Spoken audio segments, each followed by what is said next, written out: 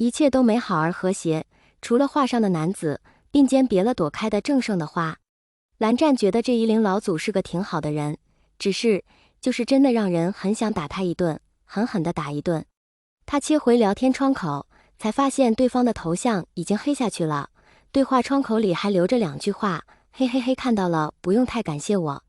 韩光君，你不要爱上我呀。蓝湛面无表情。韩光君不打死你算对你好了。魏婴是真的要去江家吃年夜饭的，他也是真的有点怕。不知道江城那几只狗有没有提前带走啊？魏婴怀里抱着忘机，除此之外别无他物地站在江城楼下，望着眼前的房子，又想了想那几只狗的凶恶模样，抖了抖。虽然那几只好像叫什么菲亚、艾阿利亚的狗都是小型犬，但这不能改变魏婴看见狗就吓得根本走不动路的本质。他就这样抱着忘机，在江家门口沐浴着风，站了很久。他是真的很怕呀。怀里的忘机似乎感觉到魏婴的情绪不太好，安慰地蹭蹭他，然后抬起一只毛茸茸的爪子，摸了摸魏婴的小臂，好像是在安慰他。是出门来看他怎么还不到的江燕离把他带上去的。当时江燕离一开门，就看见在门口傻站着的抱着猫的魏婴。阿英，你怎么不进去？外面不冷吗？江燕离不由分说地把魏婴往屋里推，因为他怀里抱着猫不好拉。魏婴勉力抵抗，师姐，狗狗啊！江燕离继续推，没有狗，我都让阿成先带出去寄养1天了。魏婴于是顺从地往前走，门是开的，于是魏婴一进门就看到江城正偷偷摸摸地在房间的一个有箱子的小角落摸着什么毛茸茸的东西。有狗啊！魏婴觉得他那声惨叫大概可以打破吉尼斯纪录吧。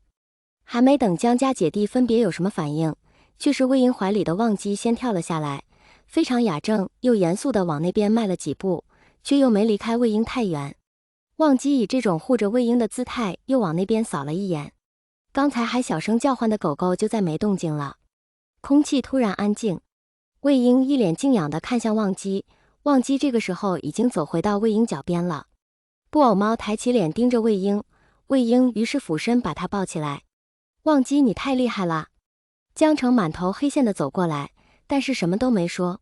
江燕离稍有些责备的看了江城一眼，然后便对2人道：食材我已经都差不多处理完了，既然阿英来了，我就开始做菜了，你们先在客厅里等着吧。魏婴对着楼上探头探脑：师姐，你一个人做饭吗？江叔叔和于夫人不在呀。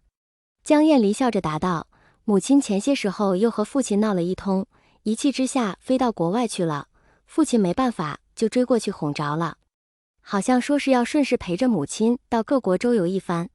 魏婴点头，笑嘻嘻道：江叔叔难得开窍啊。江燕离也笑，往厨房的方向走。魏婴立刻跟上，笑嘻嘻地问：我能不能进厨房看着师姐做菜呀？江燕离笑道：阿英多大了？还要到哪儿都跟着阿姐。魏婴眯眼笑：3岁了。江城在旁边实在是听不下去了，怒道：就知道瞎胡闹，你还抱着个猫，进厨房干嘛？魏婴便道：抱着个猫怎么了？忘机是世界上最好的猫，又乖巧又干净，才不像你家的那些狗，每天叫个不停，又喜欢到处乱窜。江城气急：滚你大爷的！你的欣赏能力都丢到垃圾桶里去了吗？狗哪里不好，你个贱狗怂！猫厨和狗厨间的战争一触即发，秒秒钟把客厅变成硝烟弥漫的战场。江燕离在旁边看着站着护队的2个人，颇为无奈又纵容地笑了笑，便进了厨房。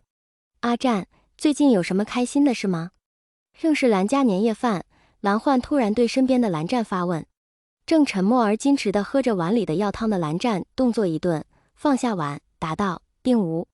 兄长何出此言？蓝焕还是温和地笑着，他道：那可能是我感觉错了，我只是见你进来都很轻松的样子。蓝湛闻言一愣，也未多说些什么。他垂眸，接着用餐，口袋里的手机突然震动了一下。蓝湛犹豫片刻，还是重又放下了碗，从口袋里拿出手机。是夷陵老祖的微博更新 ，ID 为夷陵老祖的微博，被韩光君设置了悄悄关注。蓝湛点开更新的微博，是张佩字各位除夕夜快乐、新年快乐的图片。图还没加载出来，但能看见下面的评论和赞数已经很多了。此时距夷陵老祖发微博才不到1分钟，评论比图片更快的显示出来。啊呀呀呀啊呀，老公好帅啊，我死了！舔舔舔老祖的盛世美颜，这是新年礼物吗？蓝湛指尖一凝，他有些不知是何情绪的预感。蓝湛伸手点开图片，白色的加载圈一点点从0%转到100%，每转一格，蓝湛的心仿佛就跳得快上1分。100%。下一秒，素来以雅正端方、严肃认真、一丝不苟著称的韩光君，拿在手里的手机猝不及防地掉到了地上。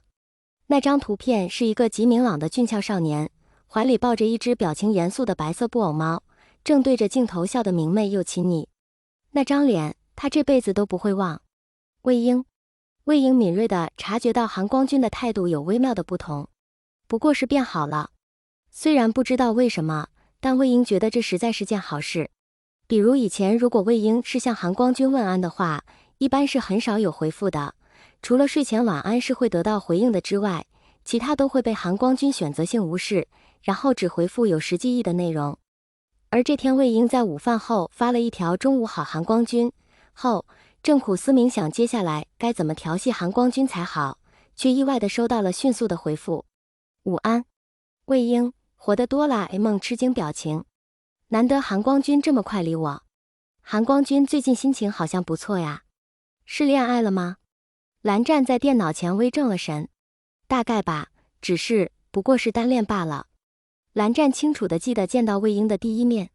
作为风纪委员的蓝湛当时正在巡查，他惯例地查到围墙边，就看到有一只手伸过了墙。蓝湛皱了皱眉，这当然不是什么灵异事件，这是有违反校规、夜归翻墙的人。果不其然，随后另一只手也扒上了墙，然后一个少年的头冒了出来，嘴里还叼着一个袋子。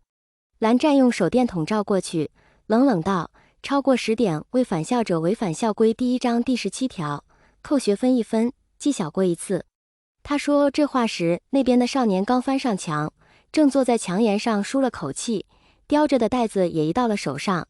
突然听到这么冷冷的一声，他惊得一抖，手里的袋子差点掉了下来，幸好又反应极快地拿稳了，见没掉还颇心大地长舒了口气。蓝湛的目光便移到了那个袋子上，然后他的语气更冷了：私自带含酒精成分饮品进校，违反校规第3章第6条，扣学分3分，再记过1次。那少年好似这才回过神来似的，他眨了眨眼睛，笑道：这位同学，我就这么一次翻出去买了2罐天子笑，就被你带到了，行行好，放我过去呗。